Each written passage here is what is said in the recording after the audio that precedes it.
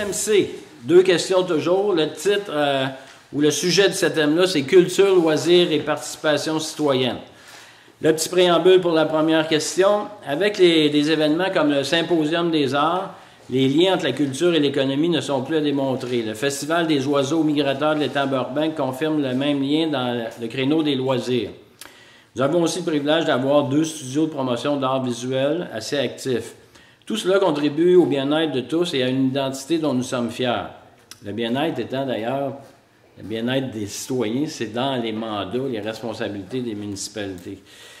Un objectif de soutien régulier et bien senti de la part de notre prochain conseil et une vision culturelle intégrée et spécifique à Denville pourrait être un appui stimulant à l'égard des créateurs et créatrices de notre territoire, qui sont de plus en plus nombreux en passant.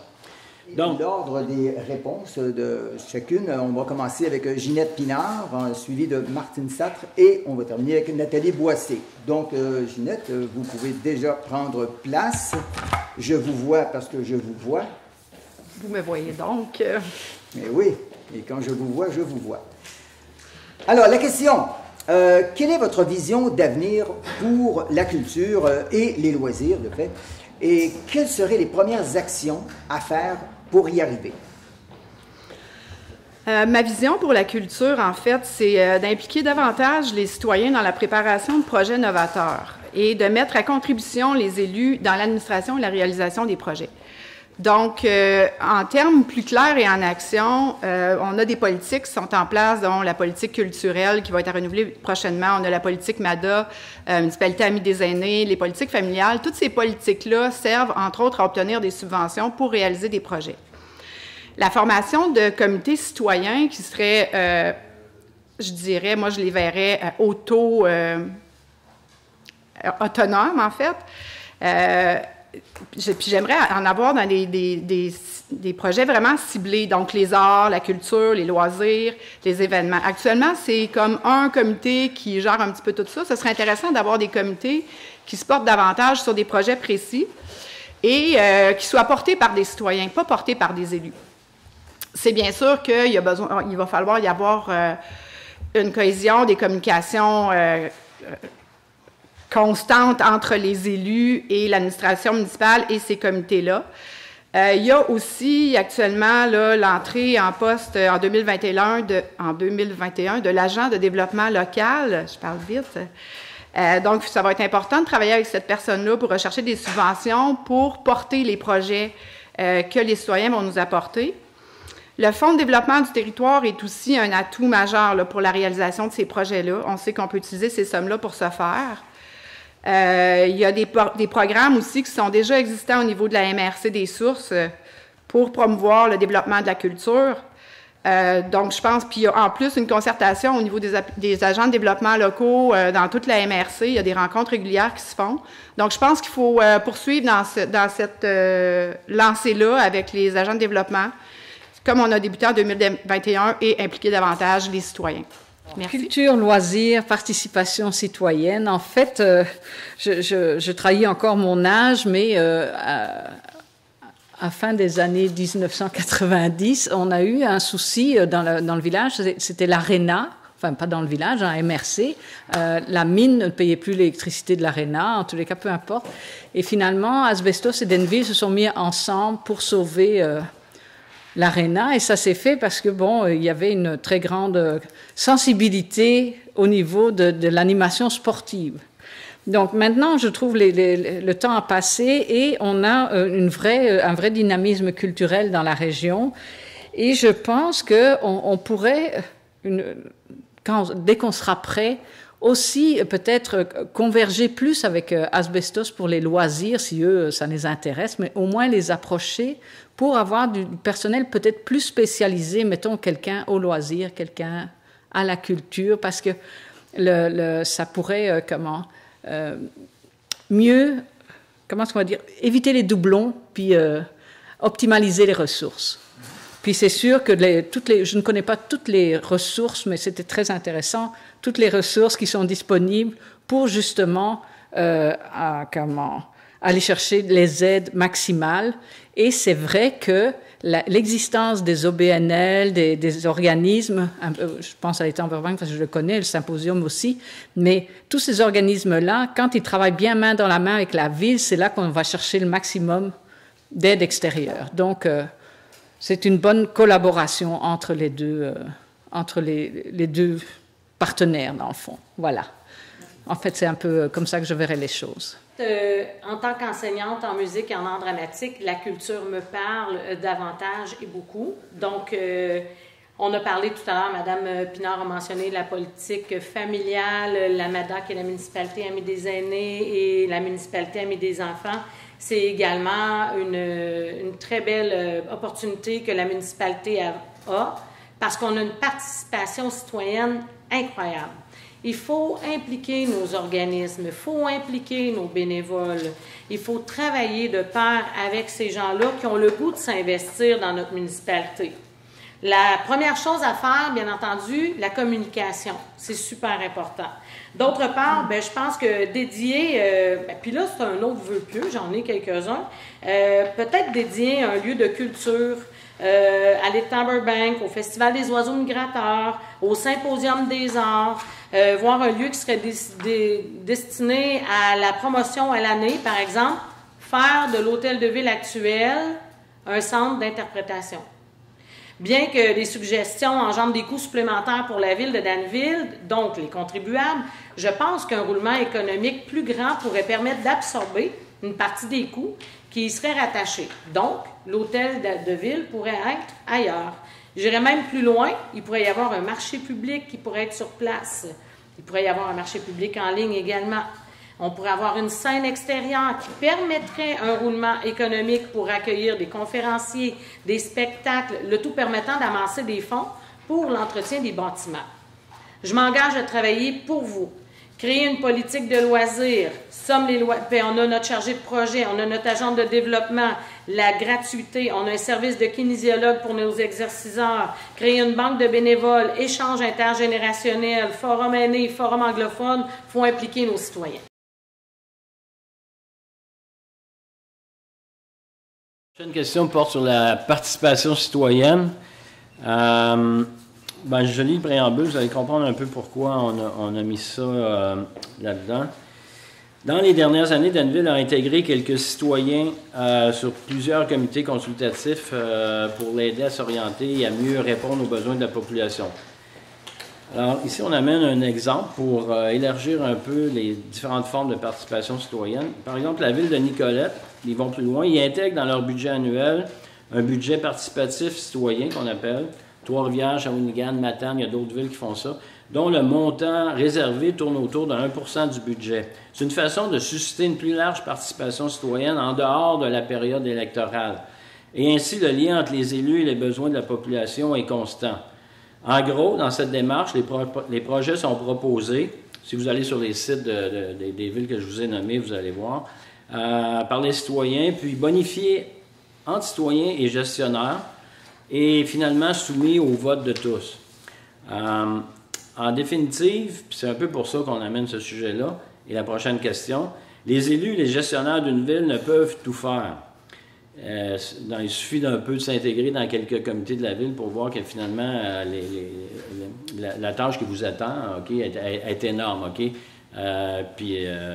Je suis très sympathique au fait que vous vous engagez, évidemment, puis il y en a qui sont là depuis longtemps en plus.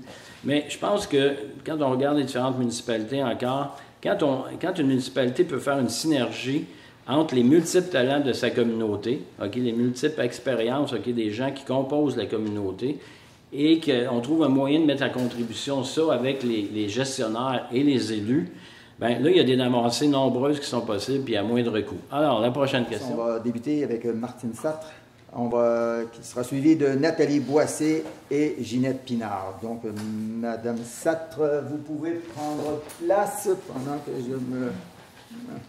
Ouais. Bon. Alors, quelle place votre vision d'avenir attribue-t-elle à la participation citoyenne et quelle ouverture avez-vous vis-à-vis de l'initiative de la ville de Nicollet, par exemple. Si elle ne vous sourit pas, qu'est-ce que vous proposez d'autre? Mais en fait, la participation... Vous pouvez ah oui, oh, c'est ça. Oui, c'est ça. Mais en fait, la participation citoyenne, c'est comme indispensable parce que, bon, on va peut-être plus lentement, mais on va plus loin, comme dirait l'autre. Mais donc ça, c'est vraiment... Ça fait partie de la vie municipale. C'est d'ailleurs un des paliers de gouvernement, si on veut, qui permet ça. C'est un travail de proximité. Donc, c'est bien important que la participation... C'est pour ça que les organismes doivent être les bienvenus à la municipalité. Et c'est pour ça que la municipalité aussi doit travailler beaucoup ses communications.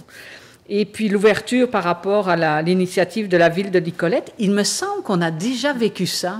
On l'a pas déjà fait une fois, il me semble. Ou bien c'est peut-être un vestige de rue principale, mais c'est quelque chose qui est déjà dans l'air depuis très longtemps et qui a fait ses preuves, en effet. Donc oui. Puis 1%, je peux peut-être demander aux conseillers, c'est combien 1% du budget? C'est 50 000 à peu près. 50 000 $? Bon, ben c'est ça. Donc, c'est quand même majeur. Donc, à mon avis, ça prend un montant significatif. Parce que si vous allez moins que ça, je voulais qu'on se commette, si vous allez moins que ça, c'est de l'arrosage, c'est de la pinotte. Tu sais, il faut que le citoyen soit respecté. Donc, oui, pour 50 000, moi, je veux bien y aller. Voilà, c'est tout. Moi, je n'ai pas d'autre à dire. Alors, la participation citoyenne, pour l'avoir vécue depuis 2013, je peux vous dire que c'est une efficacité qui est excellente. Là, je cherche le mot, mais il va arriver à un moment donné. C'est primordial pour la municipalité. Les consultations publiques, les forums, ça permet au conseil de ville de mieux orienter ses prises de décision pour le bien-être des participations citoyennes. Parce que tout à l'heure, je l'ai dit, c'est eux nos yeux, c'est eux nos oreilles, c'est eux nos références. Comité de secteur également, c'est une belle participation citoyenne parce qu'on a 12 secteurs à la ville de Danville. Chaque secteur a son représentant de secteur qui est en communication avec le conseil municipal. Donc, un conseiller a 2 secteurs et ça permet justement d'harmoniser et d'avoir les informations au niveau de la municipalité et des aider à mieux prendre des bonnes décisions. Les liens intergénérationnels, super importants au niveau de la participation citoyenne. On l'a vécu, Maison des jeunes avec le Cercle des fermières qui ont fait des activités culinaires. C'est à reproduire. Là, j'en nomme quelques-unes. La fête des générations. On a 1 000 $ qui est accordé pour des appels de projets, par exemple, quand des artistes veulent faire une activité. C'est des sommes qui sont reconduites à chaque année. J'ai parlé de la politique familiale et de la MADA tout à l'heure, mais quand on a de la participation citoyenne, on a des subventions qui viennent avec également. Au niveau du fédéral, je pense entre autres au programme des Nouveaux Horizons. On a eu la chance avec nos organismes d'avoir des fenêtres à Mont-Seigneur-Thibault. On a eu la chance d'avoir une cuisine intergénérationnelle. On a eu la chance d'avoir un parc dans le domaine Boudreau. On a eu la chance d'avoir des exerciceurs et il va en avoir un autre kit d'exerciceurs qui va être installé. Donc, participation citoyenne, c'est ça aussi que ça l'amène à la ville de Danville. Alors, quelle place ma vision d'avenir attribue-t-elle à la participation citoyenne? J'en ai parlé un peu tantôt, je vais en parler encore. Actuellement, la façon qu'on fonctionne, c'est que les élus sont responsables des comités. Ce qui fait en sorte que quand un élu est responsable de multiples comités, ça devient difficile de créer une constance dans l'activité des comités. J'aimerais, dans le futur, pouvoir remettre les comités à la responsabilité des citoyens pour qu'eux les fassent vivre et que nous, on assiste. Donc, tenir un rôle davantage de participation que de gestionnaire ou de direction au niveau des comités. Les comités de secteur, ça en est un des enjeux. Oui, on a 12 secteurs, oui, on a 12 représentants. on les voit quelques fois par année. Il y a pas, j'aimerais voir une meilleure synergie à ce niveau-là. J'aimerais que ce soit plus vivant. Oui, ils apportent des idées, mais ils apportent des idées une fois par année quand c'est le temps de faire les plans de qu'est-ce qu'on va faire à la voirie cette année. J'aimerais voir vivre ça davantage.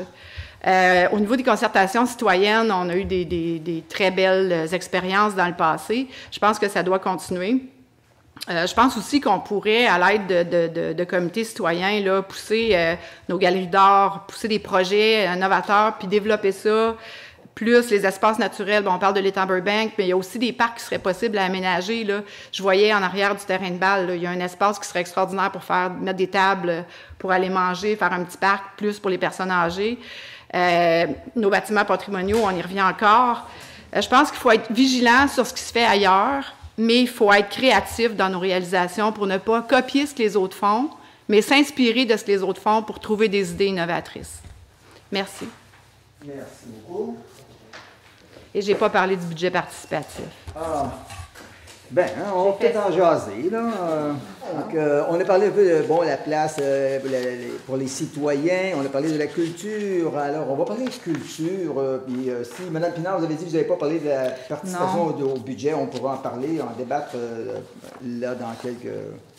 On va en parler là. Mais une question qui est revenue souvent au niveau de la culture, c'est... Danville n'a pas de salle, d'un espace consacré exclusivement aux arts vivants. On parle de musique, théâtre, poésie, danse, conte. Je sais, il y a Monseigneur Thibault, qui sert également pour le judo, pour la ça. Quand on fait un spectacle à Monseigneur Thibault, il faut le réserver 2 jours d'avance pour monter, une soirée pour présenter le spectacle, et on a 24 heures pour démonter. Ce n'est pas vraiment une salle de spectacle. Alors, est-ce que vous pensez qu'il y aurait possibilité de doter Danville d'un lieu similaire? On ne parle pas d'une salle de 300 places comme le Carré 150, mais quelque chose comme il y en a à Saint-Camille, à Wotton ou Saint-Adrien. C'était mon préambule et ma question. Et Mme Boissé? Bien, moi, j'en ai parlé tantôt. Donc, oui, c'est ça. Élaborez donc, voir. Bien, en fait, l'hôtel de ville actuel pourrait devenir le centre d'interprétation pour l'étang Burbank, le Symposium des arts, exposer des œuvres, faire des spectacles. On a quand même la salle du conseil qui est d'un format, d'une grandeur qui est quand même raisonnable, puis avec les activités pour avoir un roulement économique qui permettrait un entretien de ce bâtiment-là.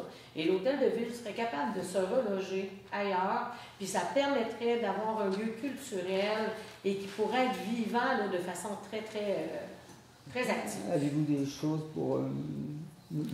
Moi, j'aime beaucoup le concept de ces endroits-là dans des bâtiments patrimoniaux, les anciennes églises ou des endroits comme ça. Je trouve que ça donne un cachet extraordinaire. On a quand même des belles bâtisses.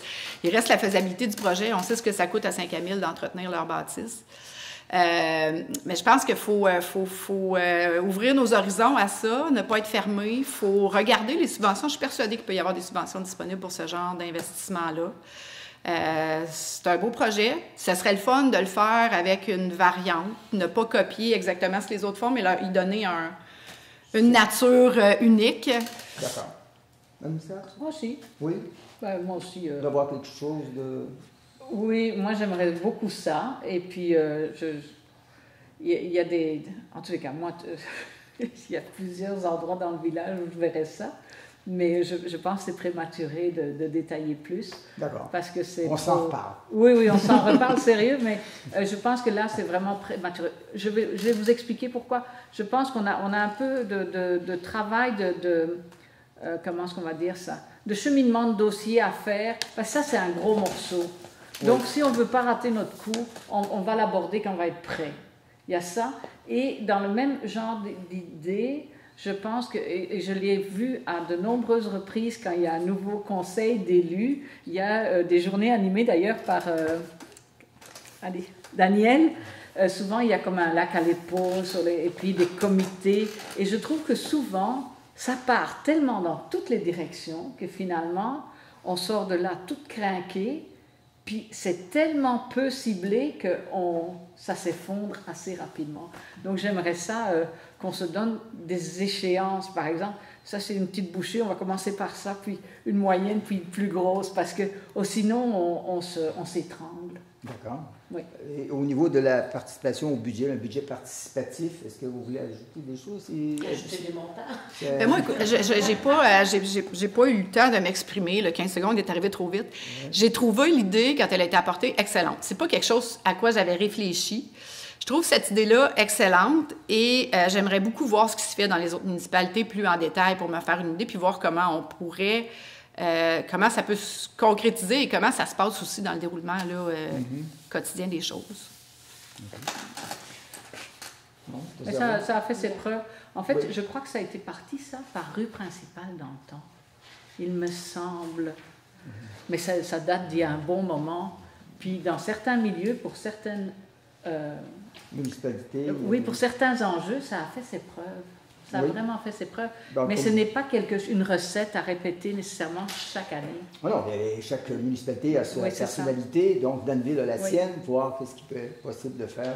Oui, Mme Boissy? Moi, j'ajouterais que c'est une des grandes couleurs de notre municipalité, le monde culturel. Donc, il faut investir davantage parce que c'est non seulement joyeux de notre municipalité, mais c'est également un roulement économique. Puis on a plein de belles choses qui se passent, donc il faut les encourager, ces gens. Parfait. On peut passer tout de suite à l'autre banc. Comme ça, on va se garder peut-être un peu plus de temps à la fin pour faire une discussion plus habile. Alors, je vais donc, en prenant soin d'y aller comme ça, laisser la parole à M. Carole McDuff. Transition, carboneutralité et économie durable. Bon, premier préambule pour ce truc-là. Bon, nous, c'est le groupe Danville en transition, on sait un peu de quoi on parle, mais on va essayer de préciser ça. C'est à travers, finalement, des choses qui ont été faites dans le coin.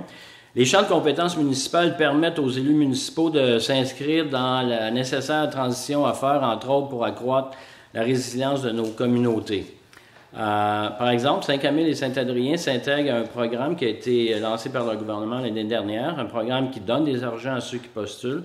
Ils ont été choisis parmi une dizaine de municipalités dans un programme qui s'appelle Communauté nourricière pour réduire leur dépendance alimentaire.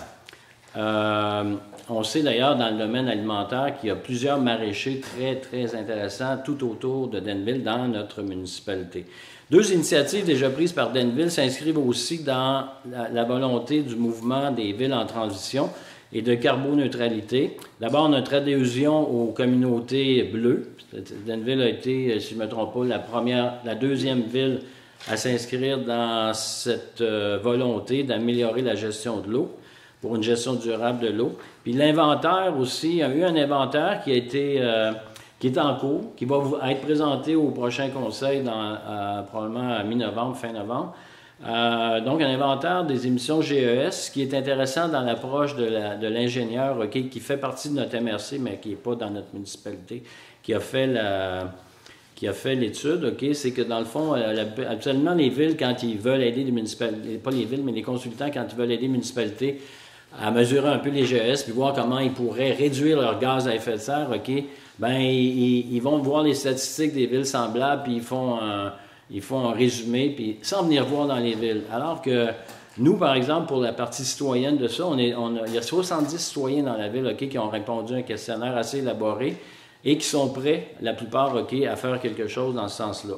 Puis il y a un inventaire qui se termine auprès des industries, puis il y a les agriculteurs aussi. Donc, il y a eu un montant investi là-dedans, fait que la deuxième étape qui était présumée, vous aurez à décider qu'est-ce que vous faites avec ça, c'est mettre des actions, pour faire en sorte d'avancer de ce côté-là. Donc, la question... Je vais vous donner l'ordre des réponses. L'ordre pour répondre, c'est Nathalie Boissé d'abord, Mme Ginette Pinard suivante et Martine Satre pour terminer. Alors, la question pour la transition carboneutralité et économie. Votre vision d'avenir pour Danville comprend-elle une nécessaire transition dans les orientations et les manières de diriger une communauté comme la nôtre afin d'augmenter notre résilience et réduire ainsi notre empreinte écologique? Si oui, par quels moyens concrets possibles pourriez-vous soutenir les acteurs de notre communauté qui veulent réduire leur empreinte carbone? Ou encore, comment pourriez-vous favoriser la résilience de notre communauté? Alors, Madame Boissy, à vous la parole. Bon, alors, c'est certain qu'à la base, il faut faire de la sensibilisation de façon continue. Il faut également respecter le fait que les gens ne pensent pas tous de la même façon. Donc, avec des échanges, on peut arriver à plein de belles solutions. Parce qu'on n'est pas tous rendus aux mêmes endroits. Tout d'abord, poursuivre ce qui a déjà été amorcé davantage au niveau des bornes à charge rapide pour promouvoir l'utilisation des véhicules électriques. Afin d'offrir la chance aux citoyens désireux d'opter pour un véhicule électrique, par exemple. Je pense aussi que d'impliquer nos deux écoles, on a la chance d'avoir une école francophone et une école anglophone primaire, qui permettront dans un futur de les sensibiliser dès leur jeune âge pour permettre aux générations futures d'aller dans le sens de l'écologie. Exemple, impliquer nos jeunes si on fait par exemple une classe verte à la ville, qui pourrait être utilisée aussi pour les élèves, mais également pour faire des spectacles extérieurs, des conférences, des pièces de théâtre, permettre ainsi à toute la population d'en bénéficier. De plus, j'ajouterais que selon moi, plusieurs actions pourraient être possibles écologiquement. Par exemple, l'utilisation de panneaux solaires au centre Mont-Seigneur-Thibault devrait, selon moi, faire une très belle différence parce que ça coûte environ 35 000 $ par année en coût de chauffage. Donc, avec des panneaux solaires, il pourrait y avoir une belle sensibilisation à cet effet-là. Le toit aussi, on a un grand toit à Mont-Seigneur-Thibault, pourrait servir de chauffe-eau pour notre piscine municipale qui se trouve juste un petit peu plus bas. Donc, en chauffant les tuyaux avec l'énergie solaire, ça pourrait nous permettre d'avoir une piscine chauffée à moindre coût. Donc, jardin communautaire, c'est le genre de choses qui peuvent être faites pour encourager nos citoyens. Et en fait, je parlais des marchés publics aussi, donc toutes ces choses-là qui peuvent faire en sorte qu'on encourage nos agriculteurs, qu'on achète local et qu'on garde ça ici à Danville et qu'on achète à Danville. Merci. Alors, ma vision d'avenir pour Danville face aux orientations environnementales, c'est certain que c'est d'abord d'étudier, de regarder les recommandations, parce qu'il y en a beaucoup qui existent, de faire un plan d'action et ensuite d'arrimer toutes nos décisions en fonction de notre plan d'action. C'est-à-dire que pour moi, les enjeux environnementaux, ce n'est pas quelque chose qu'on fait sur des actions ciblées à un moment, mais quelque chose qu'on garde en tête sur toutes les actions qu'on prend. Donc, que ce soit la rénovation de nos bâtiments, que ce soit l'achat de camions et d'équipements, que ce soit l'éclairage de nos rues ou de nos bâtisses, comment on les chauffe, quand on projette des nouveaux développements, tous ces projets-là doivent être réalisés en gardant en tête nos enjeux environnementaux. On a la chance d'avoir à Danville un comité d'acceptabilité sociale et on a des gens qui sont très, très concernés par l'environnement. C'est une belle richesse pour nous aider à prendre nos décisions et à prendre des orientations qui sont éclairées. Il y a aussi la référence de l'Agenda 21 qui a été produite en 2016 et qui est basée sur les 17 objectifs décrétés par l'ONU. Donc, ça, c'est un outil qui vient de la MRC et qui est très bien produit. De ça va découler une plateforme citoyenne qui va être mise en ligne sous peu. On parle d'ici la fin 2021, toujours au niveau de la MRC. On a aussi des recommandations qui sont faites tant au niveau des ministères qu'au niveau de la MRC, dont on peut s'inspirer pour prendre nos propres décisions et faire nos orientations. Donc, je pense que c'est quelque chose qui doit être cohérent et qui doit suivre toutes les actions qu'on prend au quotidien. Je vous remercie. En fait, je suis tout à fait d'accord avec Mme Pinard. C'était exactement la démarche de base, l'intégrer dans toutes les décisions. J'ajouterais aussi, moi je suis une fan des rénovations parce que je préfère actualiser un bâtiment et puis c'est pas juste pour le coût du bâtiment, c'est aussi pour ne pas déplacer l'activité, le cœur du village, parce que bien souvent on voit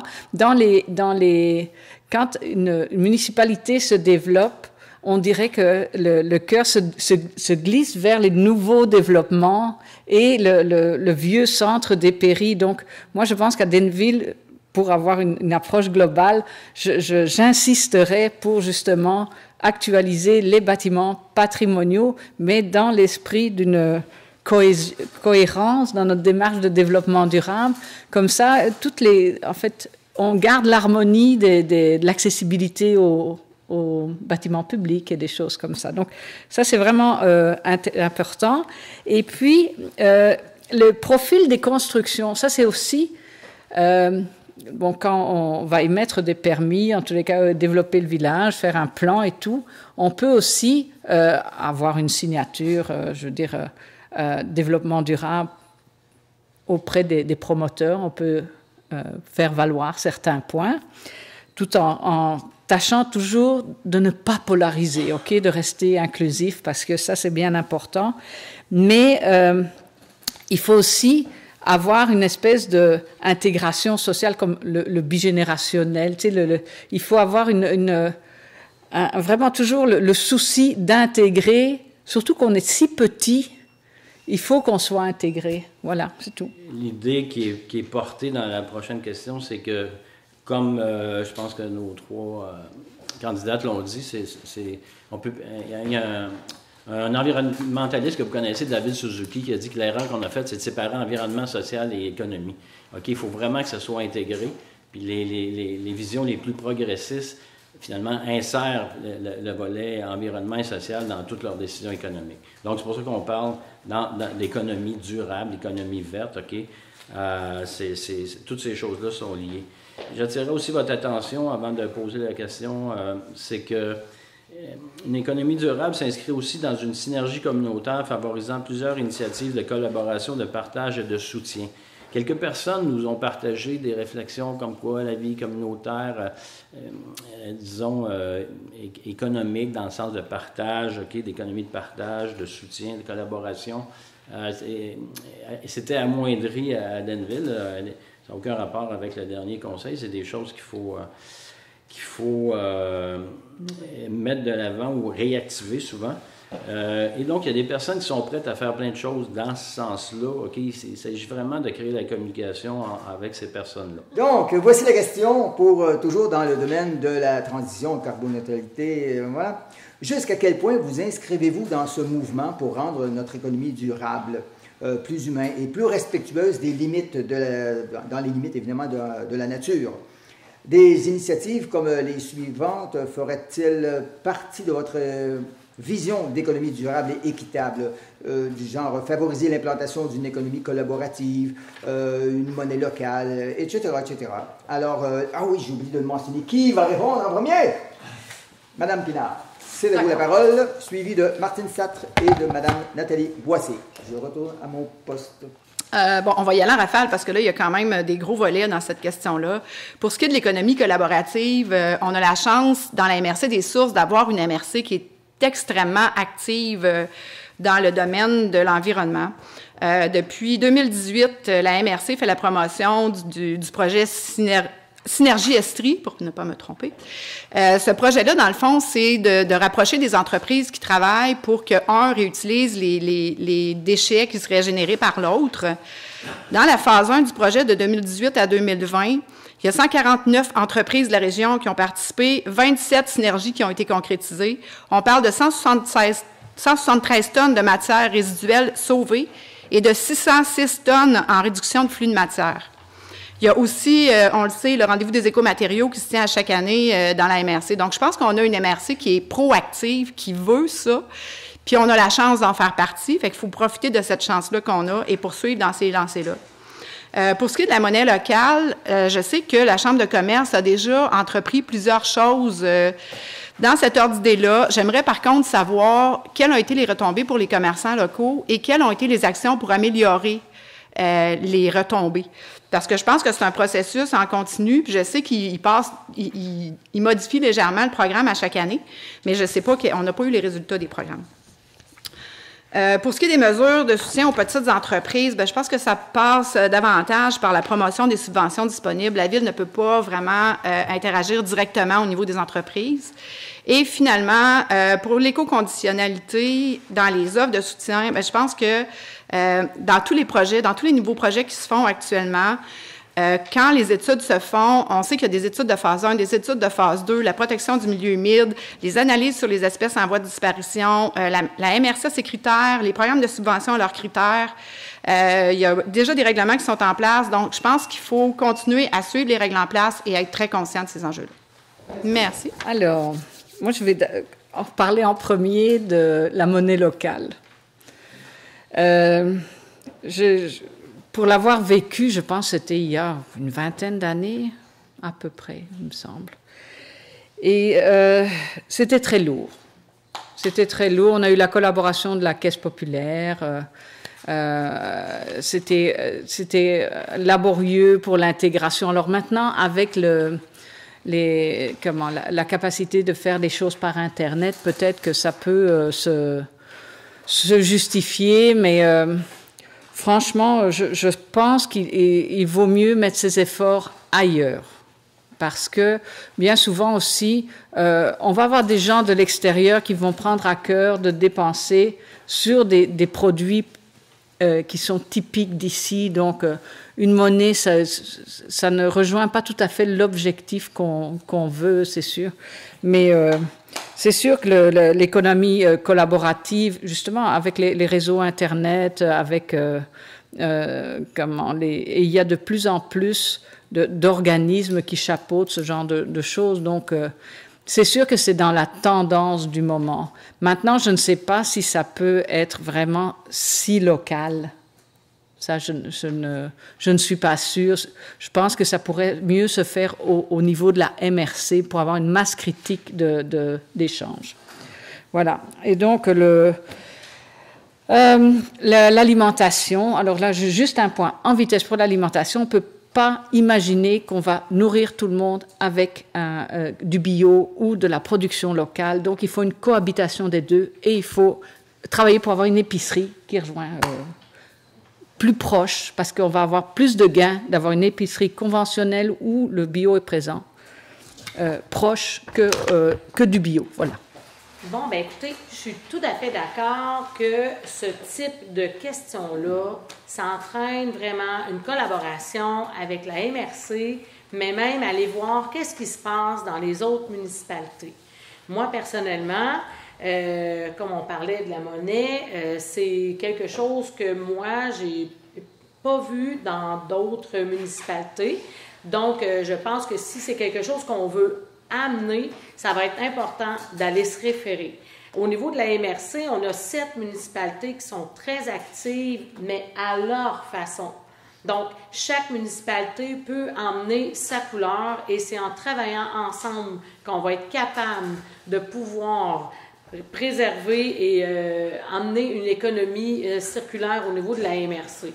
Je pense entre autres, par exemple, à réutiliser tous les matériaux, le recyclage. Il faut impliquer nos écoles, il faut impliquer notre communauté, il faut amener des solutions. On a le compostage qui a été amené, on sauve énormément de sous et puis en même temps, bien, ça nous permet de pouvoir faire attention à notre planète pour éviter justement des déchets qui traînent partout. Je pense qu'il faudrait sensibiliser également la communauté. On est dans une ère où on a beaucoup le acheter et jeter. Donc, je pense que ça, il faudrait avoir aussi une sensibilisation à cet effet-là, s'inspirer également de ce qui se passe dans les autres municipalités et se donner un point commun pour pouvoir faire en sorte là, que notre municipalité et notre MRC soient saines. Voilà. Il y a eu des idées qui sont venues de certains citoyens. On parlait d'un babillard électronique au carré, par exemple, pour afficher une espèce de... On pourrait appeler ça une forme de colonne Maurice, genre, enfin, un carré pour afficher des initiatives culturelles, des initiatives d'affaires. Il y aurait de la publicité, des événements que la ville voudrait faire connaître par ses citoyens. Alors, Mme Boissé, vous avez levé le doigt. Vous avez le droit de répondre. Merci. Alors, j'irai plus loin que juste le carré. Pour les babillards, en fait, Danville, c'est grand. On a parlé on a fusionné en 1999, Shipton et Danville. Donc, je pense que ce serait intéressant si on veut impliquer nos citoyens dans chacun des secteurs. On a beaucoup de domaines, on a du rural. Dans nos entrées de domaine, par exemple, plein air, Pinard, Moril, Kingsley Station, Boudreau. Donc, je pense qu'indiquer un panneau, sans nécessairement que ce soit un babillard électronique, mais que ça pourrait être un babillard sur lequel est mentionné les activités de la municipalité, qu'est-ce qui se passe, les informations nécessaires pourront permettre à l'ensemble des citoyens de bénéficier de ces informations-là, parce que si on le met seulement au carré, on échappe beaucoup de gens, on échappe des citoyens, puis on a même le rural à qui il faut penser également. Ouais. Mais personnellement, j'ai une petite réticence à mettre un panneau numérique au carré parce que quand on regarde la caractéristique patrimoniale, l'histoire et tout ça, je trouve que ça se marie un peu mal avec l'environnement. J'ai un questionnement à savoir qu'est-ce que ça donnerait au niveau de l'image qu'on veut donner au carré. Je n'ai pas de problème. Moi, je pose des questions, je n'ai pas la réponse. On pourrait le mettre en moins. Mais au niveau, je ne sais pas si... Moi, peut-être, si jamais, moi, je ne suis pas une amateur de babillard, mais si on devait en mettre un, je le mettrais plutôt sur la 116. Un peu comme à Richemont, il est près du pont, à Asbestos, c'est la première avenue. C'est les axes les plus fréquentés. Mais pas au carré non plus, je ne mettrais pas au carré. Par contre, il y a peut-être moyen de faire quelque chose qui rejoindrait plus l'art, la culture, puis qui passerait quand même un message. Oui, si c'était, vous voulez dire, au carré ou... Une œuvre, la colonne Maurice, comme vous mentionniez tout à l'heure, est un bel exemple de ce qui peut être fait, puis qui peut servir après ça à de l'affichage ou à... On termine la soirée avec un dernier mot, de nos 3 candidates à la mairie. Elles auront 3 minutes chacune. Le but de l'exercice, comme ça, c'est surtout de pouvoir, pour chacune d'elles, d'exprimer leur marque de commerce, leur vision, ce qui les différencie finalement des autres candidats. Donc, j'ai parlé d'entrée de jeu que ma formation était davantage au niveau administratif. Un des points importants pour moi, c'est de remettre à Denville une structure administrative forte. Je vois davantage la structure, personnellement, comme une structure aplanie et non comme une structure hiérarchisée. Ce qui veut dire que plutôt que mettre un directeur des travaux publics en poste, moi, je préférerais voir un contremaître aux travaux publics qui va être vraiment dédié aux travaux, à supporter les employés, à donner la formation et de scinder cette tâche-là en deux pour avoir une personne dédiée à la gestion des projets, à nos infrastructures, donc monter les projets, aller chercher toutes les subventions disponibles sur le marché, faire le suivi et la planification de ces projets-là et gérer la sous-traitance également. On a aussi la chance d'avoir un agent de développement local qui fait à peu près la même chose au niveau plus de la culture et du développement du territoire. Et finalement, l'entrée en poste d'une coordonnatrice aux finances et ou d'une trésorière, peu importe, qui viendrait assurer l'exactitude des données, vraiment faire une veille sur, vraiment surveiller cet aspect-là dans la municipalité et apporter des compétences peut-être plus solides. Là. On sait qu'on a dû passer par une personne ressource externe au cours de la dernière année. Bien, je pense que ce serait important d'avoir une personne à l'interne qui assure ça. Au niveau des plans d'action, je rêve d'avoir des plans d'action à long terme, mais pas juste du 3 ans. Là. J'aimerais ça qu'on ait une vision sur 10 ans de qu'est-ce qu'on veut faire puis dans quel ordre on veut le faire. Et pas un plan d'action groupé, mais un plan d'action par type de choses qu'on a exécutées. Donc, dans le Denville urbain, on sait qu'on a les infrastructures des routes, aqueducs, égouts. Dans le milieu agricole, on parle davantage de fossés. Dans les domaines, on parle de l'étude sur la desserte en eau potable et sur les égouts.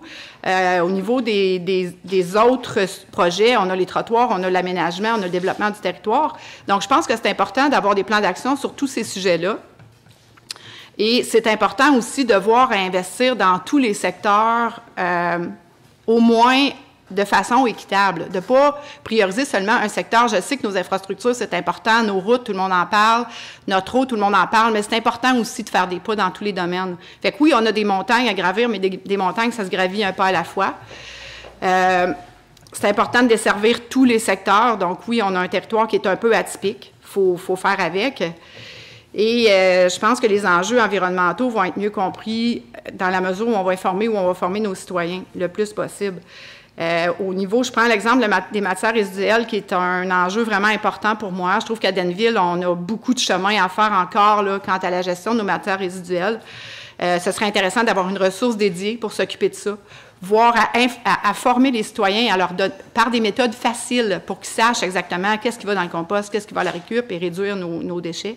Donc, c'est un peu ma vision, mes visions prioritaires pour Denville Je vous remercie. Bonne soirée à tous. Alors, d'abord, merci beaucoup d'avoir organisé cette soirée. Je tiens vraiment à... je trouve qu'elle... en tous les cas, je ne savais pas à quoi m'attendre et je trouve que c'est très inspirant. Et donc, je voudrais aussi souligner que si je suis élue, ça va se passer avec une équipe de conseillers. Donc, c'est vraiment important aussi en fait, toute l'équipe est importante, c'est ça. Donc, il va falloir être très, focusé sur le rôle qu'on aura à remplir si nous sommes choisis. Donc, alors, là, je perds mes moyens. Je vais respirer. Je vais respirer un peu. Je tenais vraiment à dire ça. En fait, ma vision pour le Denville, c'est sûr, c'est de la planification, de faire un bon diagnostic. Donc, de vraiment repartir sur des bases très rigoureuses, autant sur le plan, je veux dire, terre à terre de l'entretien des routes et des choses comme ça, mais aussi sur le plan de l'animation, donc de l'âme de la ville. Et donc, c'est vraiment important donc de faire cohabiter les deux et de trouver un bon équilibre, c'est vrai, entre les secteurs, mais aussi entre les sensibilités des gens. Donc, je trouve ça triste que quand il y a de la polarisation. Donc, il faut se débrouiller pour qu'on soit comme... qu'on ait du plaisir tous ensemble. Ça, c'est vraiment une vision que j'aimerais promouvoir. Donc, c'est sûr, comme ce soir, on a eu beaucoup de questions qui étaient plus sensibles à l'environnement et puis au développement durable et ces choses-là. Mais une ville, c'est aussi du développement économique, mais qui ne peut pas se faire sans tenir compte de l'environnement. Donc, il faut vraiment... qu'il y ait de la profondeur dans le développement. C'est pas un truc en deux dimensions, c'est vraiment en profondeur. Donc, c'est un peu ça la vision que j'ai en tant que candidate à la mairie. C'est la collaboration, vision à long terme, puis aussi de ne j'ai toujours peur, si on attaque trop de choses en même temps, que ça s'effondre. Donc, de créer aussi une priorisation des interventions. Partir à petits pas, et puis quand on prend de l'assurance, entreprendre des plus grands chantiers. Voilà, je vous remercie. N'oubliez pas d'aller voter le 31 par anticipation, le 7. Et puis voilà, je suis à votre service. Bonne soirée. Merci. Bonjour, Jean de Danville. Tout d'abord, je tiens à féliciter le comité organisateur de leur excellent travail, qui ont pris le temps de préparer ce débat-là. Ça a été une belle expérience pour moi. C'était la première expérience et j'ai vraiment aimé. Alors, merci. Vous nous avez sensibilisés davantage. Donc, bravo pour cette belle préparation-là. Moi, j'ai acquis depuis 2013 plusieurs connaissances du monde municipal, puis je veux continuer à travailler pour vous, pour votre bien-être. Comme mairesse, je serai à l'écoute des besoins des citoyens, tout comme je l'ai été depuis les 8 dernières années. Planifier et réaliser 95% d'un plan d'action en 2016-2018 de la politique familiale et de la MADA, c'est entre autres une preuve concrète qui vous indique mon engagement à réaliser les objectifs fixés. Et je veux de même pour chacune des sphères, chacun des termes dans notre municipalité. Ce qu'il faut à Danville, c'est de la planification. La planification à long terme qui permettra aux citoyens de savoir les avancées de nos projets et où va votre argent. Travailler en équipe, c'est ma vision que je vous partage ce soir et qui sera partagée au conseil de ville et à l'ensemble des citoyens. D'autres idées, d'autres discussions vont graviter autour des sujets afin de venir à un consensus. Bien entendu, le redressement financier de la ville de Danville va être une priorité, on ne se le cachera pas. Moi, je suis enseignante, je veux le bien-être de mes élèves en tant que conseillère municipale, en tant que future mairesse. Je veux également le bien-être des citoyens et je veux poursuivre dans cette lignée-là. Pour la sécurité de nos citoyens, plusieurs endroits seront à améliorer effectivement pour nos piétons, nos écoliers, nos cyclistes, mais également pour nos automobilistes. Il va falloir évaluer réduire peut-être la vitesse comme j'ai parlé tout à l'heure. On pourrait peut-être même créer, j'aurais le goût de créer un comité sur lequel siégeraient conseillers, la Sûreté du Québec, des membres de la municipalité, des membres de la communauté. Et en fait, ça pourrait être un élément intéressant pour parler de notre sécurité. Le développement durable, on en a parlé, c'est le sujet de l'heure, c'est important, il faut en tenir compte pour nos générations futures. Alors, si je demande à Danville en transition de travailler avec nous, j'espère que vous allez accepter. Je pense qu'il va falloir tenir compte à offrir aux citoyens qui vivent dans les domaines, dans le rural, dans l'urbain, d'avoir des services équitables au niveau du taux de taxation payé versus les services rendus. Déterminé à faire avancer, finaliser et même débuter les dossiers, je prioriserai le travail d'équipe. En partageant nos connaissances avec une participation citoyenne et en s'impliquant et en s'entourant de professionnels, nous pourrons être responsables, sensibles, poser des actions et participer à la vie démocratique et être fiers d'être danvilloises et danvillois. Pour ma proactivité, votez Nathalie Boissé. Merci. Moi, ce qui m'a frappé pour tout le monde, les conseillers et conseillères qui ont pris la peine de se déplacer, de nous présenter un peu leur idée, de même que les 3 candidates à la mairesse, ça m'a vraiment touché. Je ne sais pas si vous avez senti ça, mais il y a beaucoup de sincérité, il y a beaucoup de volonté de service, chez tout le monde qui se présente. Alors, vous êtes finalement 11, 12, 13, 14. Je remarque aussi beaucoup de compétences et d'expérience pour contribuer à ça dans les 4 prochaines années. Alors moi, si j'étais le grand patron de l'affaire, je pense que j'engagerais tout le monde. Puis on serait 15. Ça serait super hot, ça serait une première. Le but de la soirée, en terminant, c'était que les électeurs et les électrices qui verront ce vidéo, sauront finalement mieux connaître les candidats et les candidates, et vice-versa, que les candidats et candidates aient appris plus sur les besoins ou une partie des besoins des gens, et aussi qu'ils aient pu distinguer la marque de commerce, et les 3 visions finalement qui sont proposées et qui sont tous intéressantes. Donc, nous espérons que ce but-là aura été atteint, et en terminant, on remercie chaleureusement Richard Letendre pour son animation. Ainsi que M. Poirier pour la salle des Chevaliers de Colombe. Merci beaucoup. Et finalement, je pense que tous les citoyens devraient avoir de l'admiration pour tous ceux qui osent se présenter dans des élections municipales. Merci et bonne soirée.